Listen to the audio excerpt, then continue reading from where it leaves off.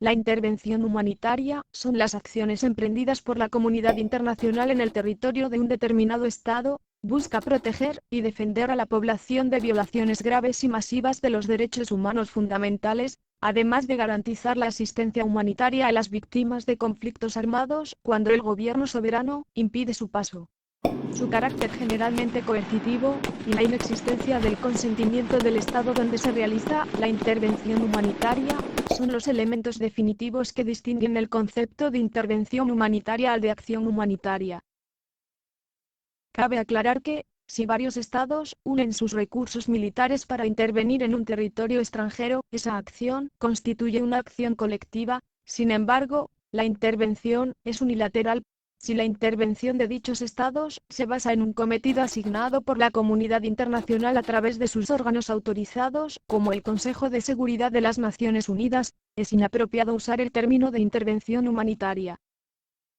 Existen dos tipos de voluntades o consentimientos que anulan el concepto de intervención humanitaria. Por un lado, el consentimiento del Estado en cuyos territorios se realizará la acción, por el otro el del órgano competente de una organización internacional.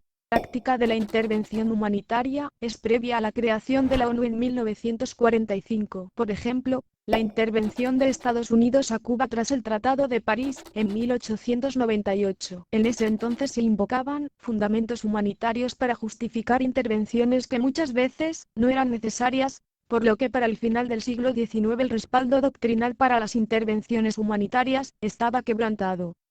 Este quebrantamiento y la desconfianza de la población en general hacia las intervenciones humanitarias se vio reflejado en la adopción de la Carta de las Naciones Unidas, en particular dos de sus artículos. El número 2 que establece que los Estados miembros deberán abstenerse de recurrir a la amenaza o el uso de la fuerza, y el número 51 que establece el derecho de los Estados miembros a la legítima defensa en caso de ataque armado, lo que modificó en gran medida la situación de las intervenciones. Lo anterior se puede ver justificado en que no hubo más de 2 casos de intervención humanitaria en esa época. Uno de los casos fue el de India y su intervención militar en Bangladesh, en 1971, justificándose en razones humanitarias. Un segundo caso es la invasión de Uganda por tropas de Tanzania que se hizo para liberar al país del régimen dictatorial de Idi Amin Dada. Otro caso fue la invasión de Camboya por parte de las tropas vietnamitas a fin de eliminar el régimen de los Jemeres Rojos. Pero esta situación cambió para los años 90.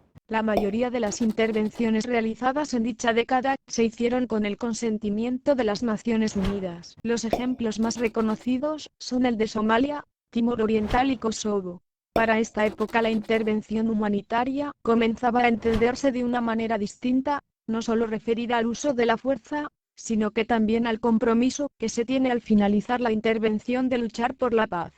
Se empezó a reconsiderar dicha intervención humanitaria como el último recurso, es decir, previamente debieron haberse agotado todos los medios diplomáticos y no militares para resolver la situación.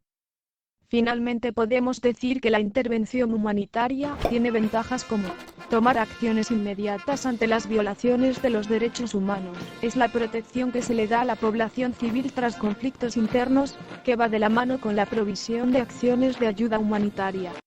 Por otra parte, una de sus mayores desventajas es la dificultad para verificar que el derecho internacional humanitario sea aplicado en todas las partes del conflicto armado, desde el inicio de las hostilidades hasta su fin. Otra desventaja es la intervención humanitaria como cortina de humo para conseguir fines ocultos.